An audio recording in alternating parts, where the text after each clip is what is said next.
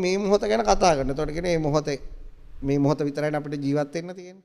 ඒක ඉවර වුණාම තා මොහොතක් උදා වෙනවා. එතකොට අපිට මොහොතක පවා පැවැත්මක් පේනවා. ඒතර මොහොත කියන්නේ ඇත්තක් වෙලානේ අපිට. එතකොට අපි හිතන්නේ අන්න මේ මොහොත ගියා මේ මොහොත තියෙන මේ දෙක අතර එකතු කරනවායි ආසාවෙන් කියලා. එතකොට මොහොත කියන්නේ මේක දැන් ඔයාලට මම කියන දේ තේරුම් ගන්නද නිකන් අහන් හිටියත් ඒක වාසනාවක්. මේ මොහොත අපේ මෝඩකම නිසා අපිට මේ මොහොතක් හැදෙනවා.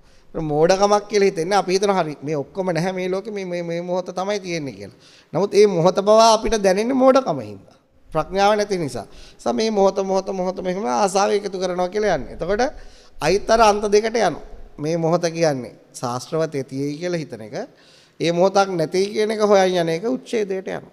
හැබැයි ප්‍රඥාව අවදි කරාම තේරෙනවා මේ මොහොත කියලා එකක් අපිට හම්බ වෙන්න විදියක් නැහැ. ඒකත් මෝඩකම තුල තියෙන අවිද්‍යාව තුල තියෙන. අන්න අවිද්‍යාව තුල මේ මෝඩකම තුල මේ මොහොත හම්බ වෙනවා. එතකොට දැන් මෝඩකම තුල හම්බ වෙනවනේ. ප්‍රඥාවට ආවමනේ ඒක අතුරුදහන් වෙන්නේ. ඒක සොයාගන්නේ සෙවීම නිසා නතර වෙන්නේ. අන්න ඒ ඉන්න කෙනා මොකද කරන්නේ? මහා පුරුෂයා ඒ මෝඩකම තුල ඒ පැවැත්ම නිර්මාණය වෙන විදිය දකිනවා. ඒකට කියනවා අවිද්‍යාවයි තණ්හාවයි. මෝඩකම නිසා තියෙයි කියලා දැනෙනවා. තියෙයි කියලා දැනෙන නිසා ආසාවෙන් ඔක ගොතාගෙන යන එක තමයි සිබ්බණිය. ඒතර මහා පුරුෂයා මොකද කරන්නේ? ඒ බොරුව අල්ලගන්න. මොකක් කරනවද? මෙන්න මේ විදිහට තමයි මේ සසර යන්නේ. ඒතර යා ඒක අල්ලගෙන ඉන්නේ. දැන් යා සම්පූර්ණ ප්‍රඥාවන්ත. යා එතකොට දන්නවා මේ ඉන්නේ පඹේක් තමයි. මෙන්න මේකයි මෙතන සිද්ධ වෙලා තියෙන්නේ කියලා. ඒයි බුදුහාමුදුරුවෝ පෙන්නන්නේ මහා පුරුෂයා මොකද්ද කරන්නේ? මාසන්නිය ඉක්මවාගෙන යනවායි කියලා.